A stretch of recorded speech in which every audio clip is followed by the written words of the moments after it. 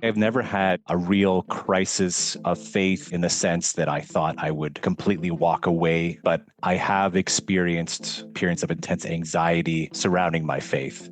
When I was reading up on OCD, when it talks about people washing their hands and doing this stuff, like I'm not doing any of that. That doesn't sound like me at all. Like I don't have OCD. I'm not doing any compulsions, when in reality, I was spending hours each day doing different types of compulsions. The true treatment of OCD deals with living with the uncertainty that we have.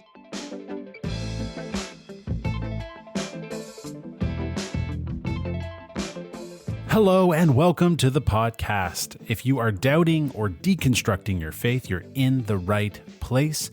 On this podcast, we aim to be totally honest about doubt, but still hopeful about faith. Doubters are welcome here. At the end of every podcast episode, I invite all of you to reach out via email if you have any thoughts you'd like to share or anything you'd like to add. And I really love when you do. Stephen, who is someone I know personally, did just that and shared about his life and faith in a way that I thought was very insightful, and it led to this episode. So enjoy this conversation about OCD and faith. I think you might happen to know my wife, who is your sister. So we are brothers-in-law. I have 3 kids. I studied science in university. I studied astrophysics. I like to understand how things work. I play a lot of chess, a lot of sort of intellectual pursuits, but then I also enjoy being active and running and things like that. My journey in faith started when I was a child. Both my parents were Christian. I grew up going to church and at a young age, I would say that I had faith in God, in Jesus. Part of what initiated us talking today was you listening to the podcast, which is like, first, thank you for listening to the podcast. And then feeling like some of the themes we were discussing on the podcast, you recognize some of those themes in your own life. What is it that sparked your desire to share honestly about your life and your struggles? Because I think people would be curious to hear. Yeah, for sure. And let me say, every time I listen to the podcast, I really enjoy it, and I always take something away. I definitely had things jump out to me as I listened to the podcast, and I thought about some of my own struggles with anxiety. So just kind of thinking about my own experience for a little bit. I would say I've never had a real crisis of faith in the sense that I thought I would completely walk away from my faith, but I have experienced periods of intense anxiety surrounding my faith. And I can probably break those up into 2 different parts. One would be sort of a mischaracterization of living my faith as being a good person, and then struggling when I would do something that I would then interpret as wrong or bad or sinful that would go against my identity as a Christian. I would also struggle and become very anxious when I heard common objections to my faith. As I mentioned, I studied science in university, and in the Christian circle I grew up with, like, the young earth interpretation was the interpretation. In fact, I heard people say from the pulpit, which I think was very wrong, was that if you don't take this interpretation, you're not a Christian, really, essentially. I would hear common objections, especially to like things related to a young earth understanding of things. And that would make me very anxious. Also, when I would read a passage in the Bible that it was hard to understand, what pops to mind right now is a lot of the Psalms, where it seems like the psalmist is sort of calling down judgment on these people. And some of the language, it's a little shocking at times. And you're thinking, well, this is the word of God. How can I interpret this? And these things would make me very uncomfortable and anxious and lead me to compulsive activities. And I might as well go ahead and say now, because I discovered a few years ago that I have OCD that affected a lot of different areas of my life, but definitely affected my faith. Something that jumped out to me is when you rebranded your Hmm. ministry as Doubters Welcome. Well, OCD is actually often called the doubting disease because people who suffer with OCD often have doubts about the things that are most important to them. For Christians, a lot of the time that could be things related to their faith. I find this really interesting. Your comments about anxiety seem very relatable. OCD is misunderstood. Like we haven't actually said obsessive compulsive disorder. Yeah. And so that just means that it's in our world where people just go like, yeah, OCD. But I do think there's a lot of misunderstanding and caricature. So as someone who not only understands this better, but lives with it, pull apart for us, what is OCD? What isn't it is probably also helpful. Yeah. Get us out of the Hollywood definition. Yeah, totally. And I definitely want to start with what it isn't, because like you said, I think it's a highly misunderstood disorder. And like you said, people have heard of it, but they don't really understand what it is. In fact, it's so misunderstood. It took me years to figure out Hmm. that I had OCD. So what it isn't, people use it as an adjective. Like I'm so OCD about something, and you might see like a meme or a picture with like a bunch of pencils ordered, or like someone might say, I'm really OCD, I got to clean my house. And what they are really meaning is that they're just very, very particular, meticulous people. Personally, I'm never offended when someone kind of makes a joke about OCD or uses it as an adjective, like, oh, I'm so OCD. However, I do know there are people, kind of fellow sufferers with OCD, that it can be hurtful. It can kind of just show a lack of sensitivity. It's a very serious illness. In fact, the World Health Organization ranks OCD in the top 10 most debilitating diseases in the world. Wow. I mean, so what actually is OCD? Well, it's an anxiety disorder that's characterized by a cycle of intrusive, unwanted thoughts, which are the obsessions, and then ritualistic actions, which are done to alleviate the anxiety associated with the obsession. And these are the compulsions.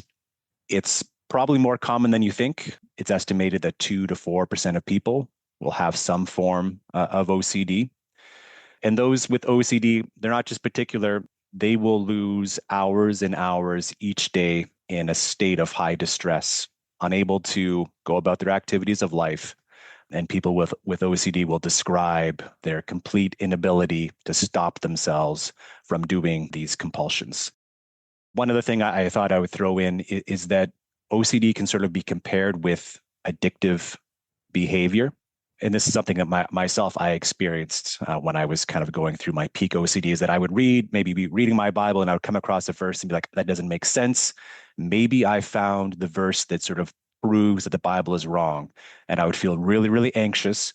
I would, of course, go to the internet, do a bunch of Googling, do a bunch of research, find Mm-hmm. the answer, quote unquote, to whatever that problem was, and then feel a large sense of relief until I read the next verse that I didn't understand. Right. And then that stress and anxiety would come right back. I would go back, spend hours finding an answer that I thought was reasonable, get that sense of relief.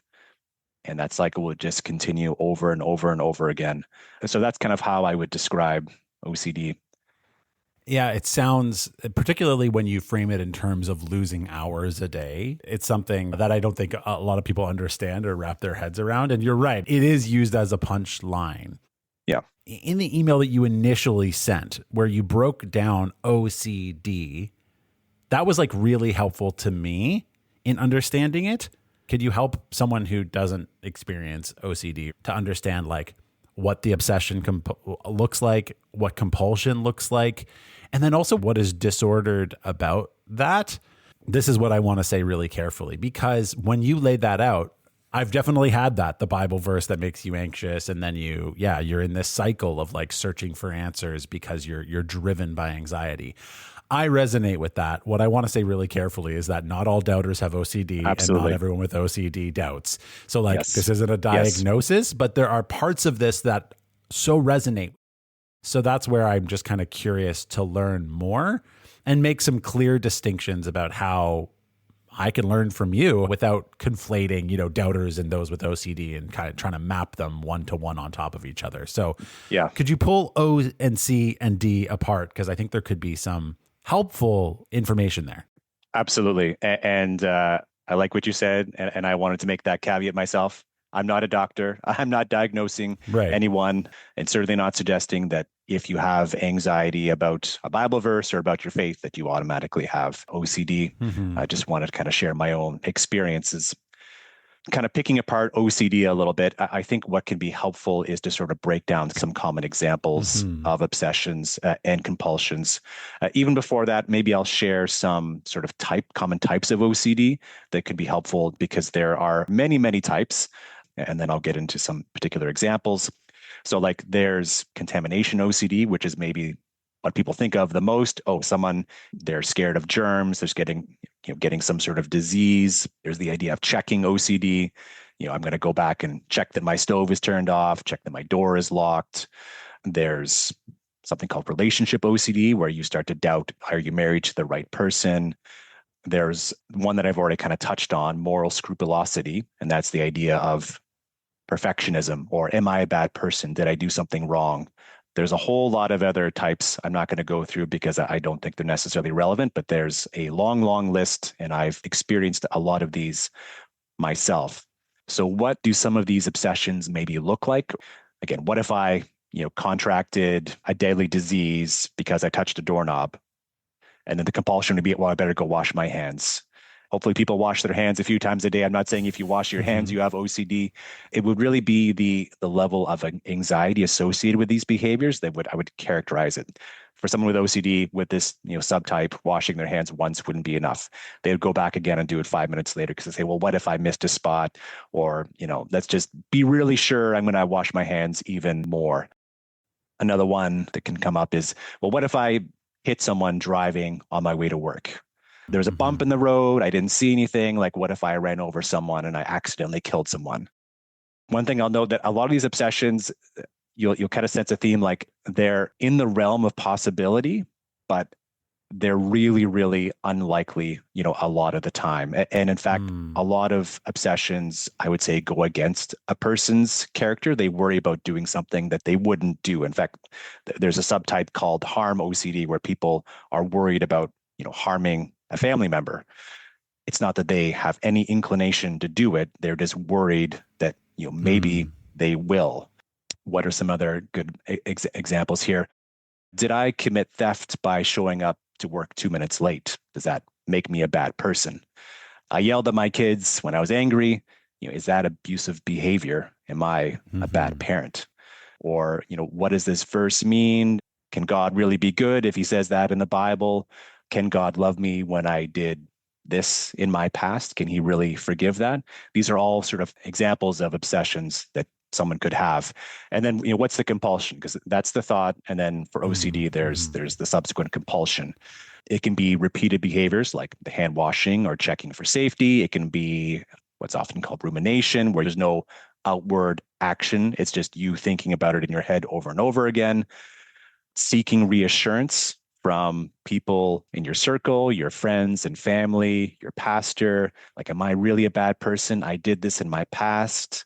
And then also researching just online, on like, trying to find the answer online, not actually speaking to people. And then another common compulsion is just avoidance. Something really triggers you. And so you avoid that at all costs. People talk about these intrusive thoughts. Everyone gets these, I would say, all the time. And most people, they think about it, they drop it, and they go on about their day.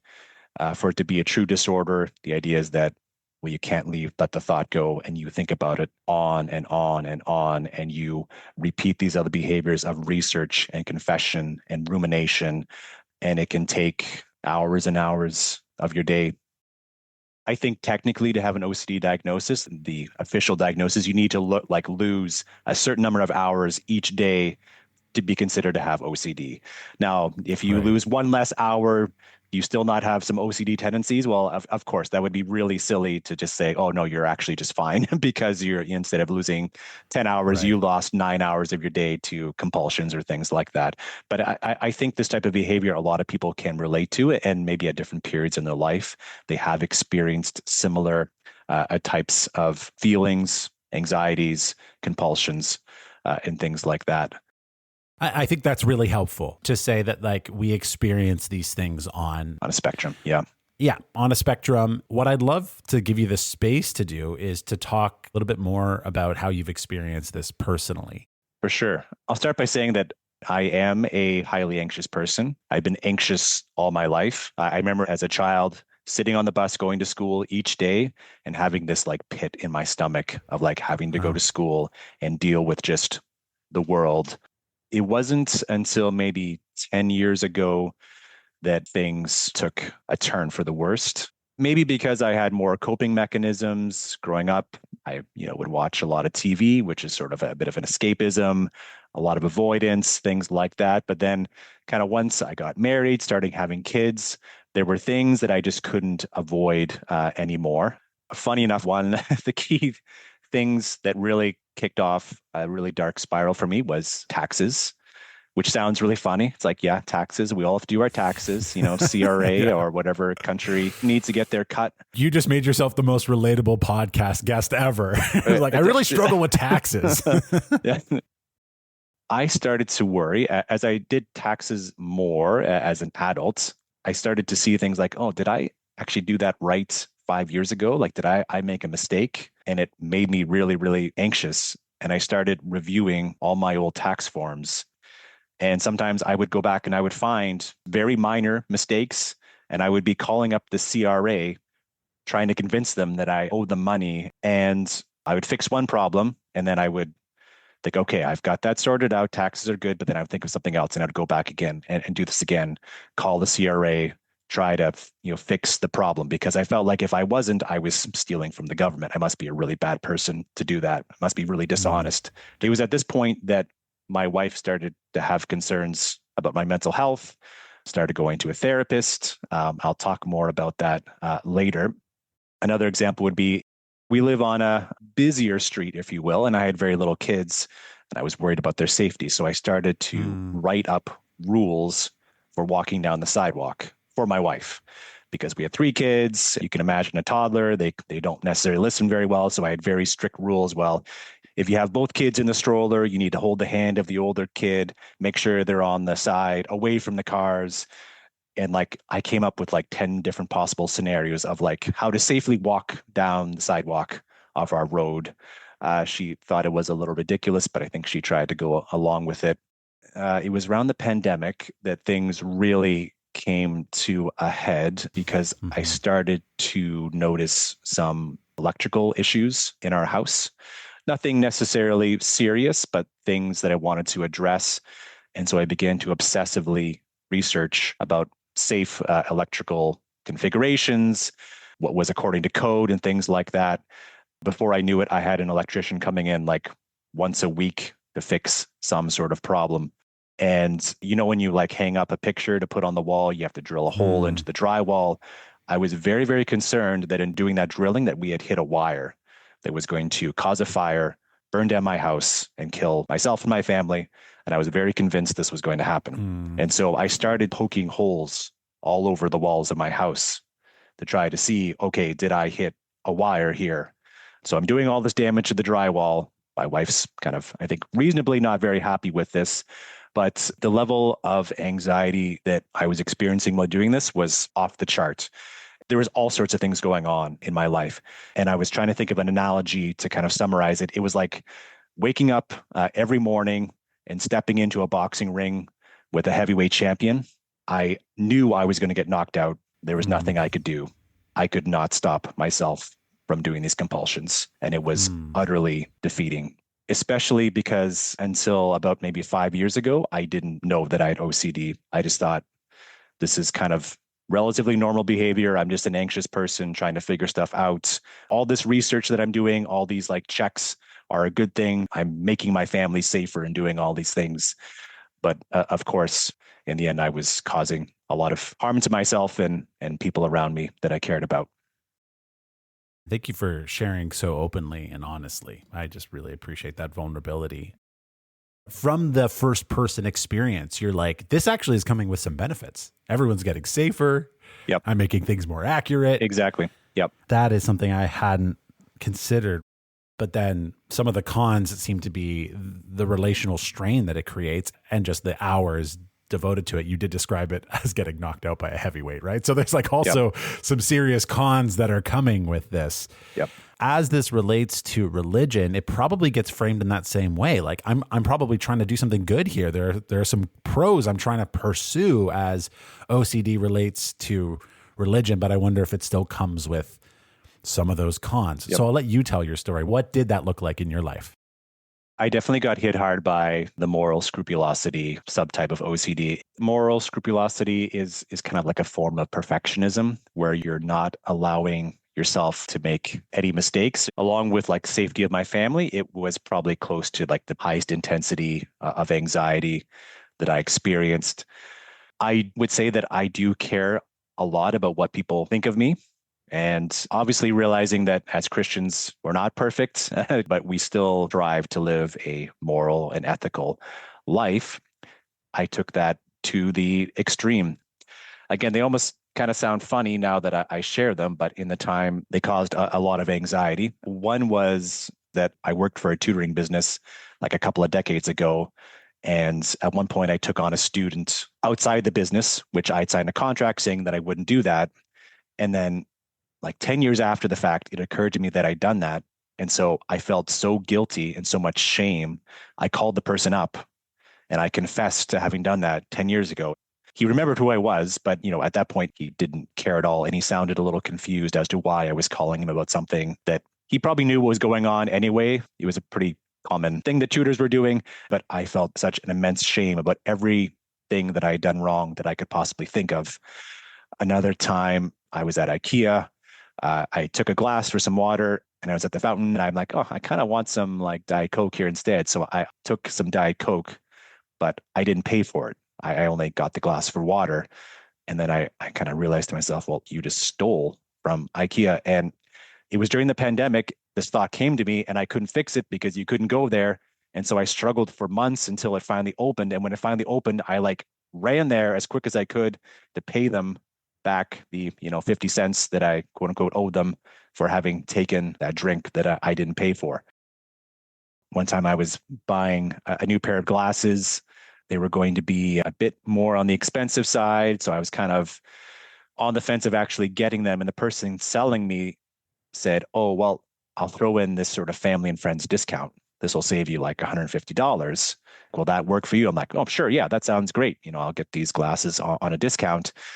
Driving home from that, I had that sinking feeling in my stomach. And I thought to myself, well, I don't know that person. I'm not their family or their friend. I felt so much guilt that I had thought I'd stolen, from this company that I called them up and I was basically trying to convince them to take the rest of my money to pay for these glasses that I felt that I had taken unfairly, if you will. This happened like sort of on a daily basis. I was very obsessed with, did I do something bad? Did I do something wrong? What do other people think about me? It would directly relate to God. Have I committed a sin in doing this? If so, I need to confess it. I need to fix it. I need to address it. I mean, doesn't the Bible talk about doing those things? If you commit a sin, to try to, to confess it to the person. So I thought I was doing the right thing in doing all of these things. Maybe on some of these things you could argue, well, I mean, it sounds kind of reasonable to maybe do some of these, maybe not. I don't know what other people would think of them. I'm not going to ask because that could lead to more obsessions from me to get other people's perspective. That was also the worst thing, is every time I did something wrong, I would go online and be like, did I do something wrong in doing this? And of course, people would just be like, you're a terrible person. You yelled at your kids, like you shouldn't be their parent anymore. Right. Like it would just make it so much worse because the judgment online is there to an extreme extent. So it just, every time I would research what people thought of something that I had done wrong, it made me feel 10 times worse than I already did. Yeah, I can understand that. It's not a very helpful process to find out what the internet thinks sometimes about stuff. No, it is not. What would you say was the main way that OCD negatively affected your relationship with God? Was it that anxious process of like finding something in the Bible, or did it revolve around whether God exists or whether you're a Christian? That's kind of what I would love to get pulled apart a bit more. Yeah, for sure. I can share a few different examples. I definitely would come across different doctrines that I've ultimately found sort of, I wouldn't want to put it as incompatible, but I find it very difficult to hold any further. Just like the balancing of like, free will versus God's sovereignty, the ideas of like predestination. Do we actually have a choice as to whether we, choose to follow Jesus or not? This was another one. And honestly, I have small defeats on this type of thing all the time. Like I'll come Mm. across a verse like that talks about like the unpardonable sin. I was like, oh, could I commit that? Could I do something in this life that God would, say cannot be pardoned and I would not be able to go to heaven? At the end of Revelation, it talks about taking away people's share in the Lamb's book of life if they do something like, oh, like there are things that I can do basically to lose my salvation? Is that actually what it means? Is there some other interpretation? I want to find that other interpretation so I don't feel so anxious about feeling like I could lose my salvation. So I'm just going to research that for 5 hours until I feel comfortable with a potential answer. As I mentioned earlier, none of these things I felt like I was about to like walk away from my faith. It was just more of I was worried that I found a problem related to my faith that I couldn't figure out, or that maybe there's like some common objection. I would be reading the Bible and be like, wait, this doesn't make sense. Like I found the reason why the Bible can't be true because there's a verse that just isn't compatible with everything else. Like, oh no, this is a big deal. Those types of feelings and thoughts and needing to sort them out to like find out the proper right interpretation of every controversial thing that's possibly in the Bible. Yeah. What's clicking for me as you're speaking is this idea that those questions that you're asking are good questions. And there's nothing wrong with wanting to find answers about those questions. But maybe what we're really discussing is the idea of how to go about answering these worthwhile and big questions, but in a way that isn't totally driven by anxiety. So, have you done some work to be able to tackle these important questions, but in a way that is more fruitful and less destructive to your day? Absolutely. And let me just say something more before we kind of I change gears a little bit. I absolutely agree with you. Like, I'm so happy that there are theologians who are wrestling with these questions, debating these questions, coming up with answers and things like that. Having OCD has made it pretty clear to me that I don't think God has called me to be a deep theologian. Hmm. And this is probably a poor analogy, but it's just, in the same way that, a recovering alcoholic probably shouldn't take a job as a bartender. Like there are some things because of the condition that I have, I don't think I should be called to. Now, it's not to say that I'm saying, oh, I shouldn't read the Bible anymore or I shouldn't study God's word, Right. but I have to be careful to how far I take those things and making sure, like you said, that I'm doing them for the right reason and not just, trying to alleviate anxiety. Let me start by kind of just sharing if there's anyone who has OCD and is listening to this, what doesn't work, because there's, I would say, a fairly important list of things that don't work. One would be, I think I mentioned this, that I went to therapy when things started to kind of unravel in my life. The person I work with was great. We talked a lot about my problems. She offered me a lot of reassurance. So, like, oh, yeah, you're a good person. No, this wasn't so bad, this and that. Those types of conversations harmed me more than they helped me because they were basically feeding that cycle of anxiety by offering me reassurance like, okay, I'm not such a bad person, or this isn't unsafe. Whereas the true treatment of OCD deals with living with the uncertainty that we have. The main treatment for OCD is something called ERP, which is exposure response prevention. The idea is that you expose yourself to the thing that causes you anxiety, but you stop yourself from doing the compulsion. Here's an example that, again, probably will sound very ridiculous. I was so stuck on like the moral scrupulosity thing. One small thing that I started to do was when I went grocery shopping, I would purposely not return the cart to the corral. People might be like, I do that all the time.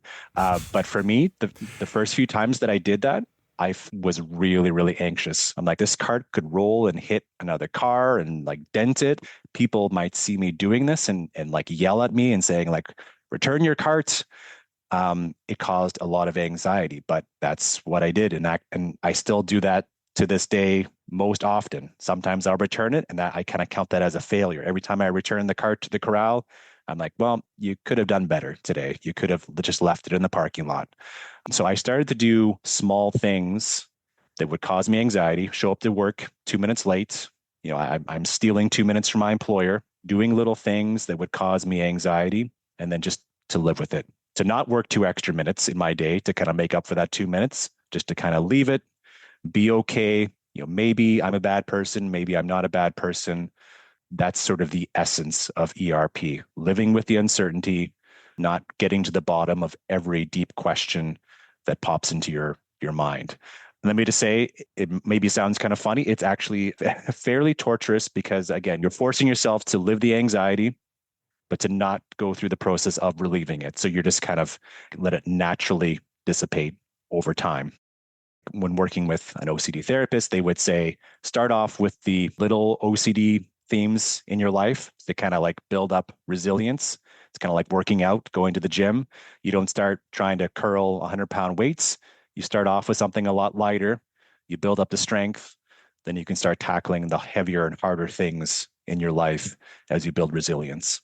I mean, the therapy really is about rewiring your brain, so to speak, to get it to not put so much power on these intrusive thoughts. That is fascinating. And again, I want to make clear distinctions here. So not in speaking about OCD, but in speaking about the general doubt experience. I do think a lot about this idea of like certainty versus embracing uncertainty. I think about it in terms of when people are threatened by doubters, and you either become unthreatened by doubters by doing two things, by either being unflinchingly certain. So it's like, it doesn't matter what doubt you say or what question you bring, I'm going to remain resolutely certain no matter what. That's one strategy. It's very hard on the doubter. Then the other strategy is for that person to go, you know what, there are some uncertainties about all this, and we're going to embrace the fact that we can know some things or we can be confident in others, but we're going to have to embrace some uncertainties. Again, I don't want to say like this is one-to-one, but there is something that relates there. Once you say, hey, I'm going to try something like embracing uncertainty, if that's not how your brain works or what you're used to, that takes a lot of time. Are there other ways that you've learned to navigate OCD?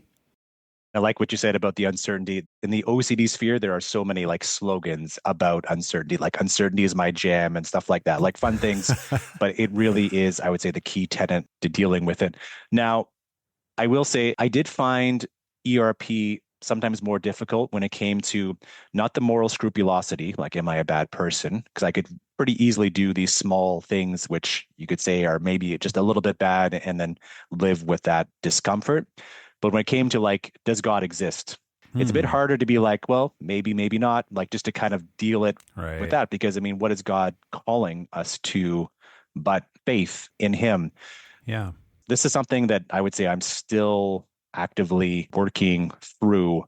As Christians, do we need to know that God exists with certainty, or is faith believing the things which are unseen? You've mentioned this a few times on your podcast. I mean, the story of the father with the demon-possessed child who says, Lord, I believe, help my unbelief, kind of showing that both faith and uncertainty can coexist at the same time. And then ultimately something I've been thinking more about is, well, is faith a feeling or is it more of a choice? I was thinking of an analogy with love, because sometimes you often hear the idea that, well, love is not a feeling, it's an action. You're kind of serving someone. Is faith the same way? Are you a Christian because you feel like you have faith in God? Is it all just feeling based? Is faith more a kind of an outpouring of your actions based on what you're choosing to believe in? One last thing I wanted to say is our faith less about the strength of our faith, but who our faith is in? Is that the important thing? These are all things that I would say that I'm thinking a lot about. And it's all right up the alley of doubters welcome kind of thinking, for sure. I experienced something that I call the paradox of uncertain faith, which is something I coined. I don't know if anyone cares or even likes that title for it. But basically, it's like, because I'm not certain of my faith in Christ, but I'm choosing to trust him nonetheless, the fear that I feel in placing my trust in him confirms to me that I actually am placing my trust in him. I like that. And so it's like somehow the anxiety of it affirms its quality, that like I am trusting him because it scares me. Working out the complicated relationship between faith and certainty is worth doing, and it feels like you're doing that work still. Absolutely. Circling back into the kind of what else I'm doing, Yeah. or what else it's suggested that people do who have OCD to kind of help cope with it. There's another form of therapy called ACT therapy, acceptance and commitment therapy. The idea behind that is to sort of accept and acknowledge the stressful thoughts and kind of have more self-compassion on yourself, realizing that I do have a serious mental health disorder, having self-compassion instead of self-judgment, because there's a lot of self-judgments, especially as it relates to the moral scrupulosity. And then the commitment part is about thinking about the person that you like to be without OCD or anxiety. What would you be doing if you didn't have OCD? And then choosing to live in that way. So it's very practical. You're anxious in the moment. You think to yourself, well, what would I be doing if I wasn't compulsing by searching on the internet to find answers for something? What are the values in my life that are important to me that I would rather be doing, and choosing to do those? Something that was very important for me to learn. When I hit peak anxiety, it felt like nothing would take it away unless I did the compulsion. But in the end, the anxiety will go away by itself. It might take an hour, it might take a day, it might take a week, but the feeling will go away on its own. I don't need to do anything with that anxiety. So what can I do instead while living that anxiety and letting for it to go away by itself? That was a really important kind of reframe for me. Now, this is a little more like personal into your spiritual life, so feel free not to dive in. But in processing the anxiety, or even in processing kind of ACT, is there a moment where you try to invite Christ into that via prayer or other things? Like, is that helpful or is that unhelpful? I wonder if someone's like, well, why aren't you praying? And whatever. If ACT works, then Jesus cares about that too, right? But I'm just wondering, is that helpful to you, or how does that play into these situations? Yeah, it's a great question. Something I will say is that God understands OCD better Right. than I do, and He certainly understands the treatment to OCD. So definitely, it's something that I've prayed about and tried to include Him in. That is definitely true. Kind of the one word of caution is that for those with that religious themed OCD, those types of things can become compulsions themselves, right? Like if you're asking God forgiveness every 5 minutes. Right. I'm not about to say that's a bad thing to do, because I want to be careful. Yeah, I never want to be interpreted as saying praying is a bad thing, but I think there are things that you could be doing that are compulsions. I think in the context of our conversation, what you're saying makes sense. Anxiety and obsession about forgiveness, or am I inviting Jesus into this enough, can become the obsessive with its own compulsions. Yes. That can become its own disorder.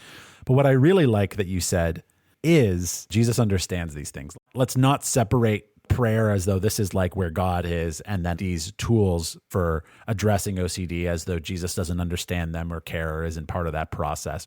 Don't somehow extract God from all the ways of living, including the therapy you can get for OCD. Absolutely. How do you see this connecting to the conversation more generally about anxiety? So I'll give some backstory. I talk in Doubters Welcome about types of doubt. One type of doubt I have typically called emotional doubt. I'm almost at the point now where I'm just going to start calling it anxious doubt, because that's really what it is. Anxiety is something that as a culture we have agreed is a real problem, and something we need to work at and pay attention to as a culture. And I think that the dominant dimension of emotional doubt is worry. It is anxiety. It is the experience of just seeing a YouTube video thumbnail that says something that might attack your faith, and for that to produce enough anxiety that you're dialed in and you're ferociously watching a video and looking up answers because of the anxiety there. So how do you see this conversation that we've had connecting to the more general conversation our culture is having about this massive increase in anxiety? It's a great question. And what I would say to myself, if I could, 10 years ago, it's like stay offline. Don't even go there. Like I come across some YouTube video, that's like this disproves Christianity. And like, oh well, I have to watch this. I have to see what they say. And then I have to figure out what's the answer. Wait, what's the counter Mm, argument? I mean, the amount of videos on YouTube, you could spend the rest of your life yeah. doing this and just living in that state of constant anxiety. And I think it's totally relevant. And my advice, again, to myself would be like, get offline. The harm that the internet has caused me from the hours and hours and hours of research that I've done to find and fix problems. Like I go back to the taxes, like I would spend hours looking for problems. Like, did I calculate this quite right? Was this actually right? Like I would be looking for problems. I would find them, get really anxious, and then have to solve them. If I just stayed away, I would have saved myself so much trouble. And again, I have to be careful because I think the area of apologetics, like I think it's obviously worthwhile. I'm not saying people shouldn't make arguments for their faith, but maybe I'm suggesting that maybe certain people shouldn't be in that field. Like I couldn't work in that area and maintain good mental health. I think that is insightful. Learning to pay attention what in the end actually produces something life-giving or deepens your faith versus what just keeps you in a spiral, and to accept that this isn't one size fits all for everyone. Yeah, exactly. Another thing that I actually think a lot about is what do you need to pay attention to? There's the serenity prayer. God grant me the serenity to accept the things that I cannot change, courage to change the things that I can, and the wisdom to know the difference. I'll take this maybe on a side trail. I get really stressed out by like global news. Like I hear about the wars and stuff, and like that causes me a lot of anxiety. And it's not that I shouldn't care about the wars that are happening around the world. And it's not to say that I could have zero impact on those things. But as someone with OCD, I've come to realize that I need to shrink my world quite small. You could spend your life worrying and thinking anxiously about all the things that are happening around the world, and I would end up losing my own life essentially in doing so. My life would be consumed by those things. And so I do my best to not watch the news or pay attention to the news, and to keep my circle of my life very small, because I know I don't have the capacity to extend it far beyond that kind of very small sphere in order to be a functional person and to do the things that I know God wants me to do, to be a good father, to be a good husband, and all those things. I'm so happy that when I hear people who are working in maybe some of those more difficult areas and struggling for change, those are things that I know I just can't do. I'm really thankful those people are doing that. I pray for them, but there are things that I know that I just can't take on because of my OCD. Yeah, and you touched on the two things that were coming to my mind. You said one by name, capacity, and then like without saying this word, I think like calling. Like what is God actually inviting you to be part of? I think I would have done very well in a society where you just kind of pop into your friend's home on the way back from work for a cup of tea. Someone coming to my door and knocking doesn't feel anxious to me at all. Getting a bunch of texts about when we're going to hang out does really stress me out. Yeah. And before relatively recently, you just wouldn't know what was going on around the world. It was just too hard to actually. Exactly. Your perspective was actually quite small. And it sounds like in some ways you're suggesting, and I agree, like making your world smaller to your capacity and to your calling. People listening, whether they have OCD or for the vast majority of people listening, those who don't, what are you hoping that they could really get out of this conversation that might be able to empower their life or their faith? I mean, one thing that I was definitely excited at as an outcome is just to kind of raise awareness of OCD. It is relatively common. I mean, 2 to 4%. It's not like it's 1 in 1,000 or something like that. Yeah. It is a really serious condition, and it's really misunderstood. As I mentioned before, it took me years to get my diagnoses. And this was even while I was talking to a therapist. The therapist wasn't able to diagnose me with OCD. And so, not assigning any blame, but like I suffered for years. Mm-hmm. And it wasn't until I understood my condition that I was able to learn the appropriate therapies and take the appropriate steps to get better.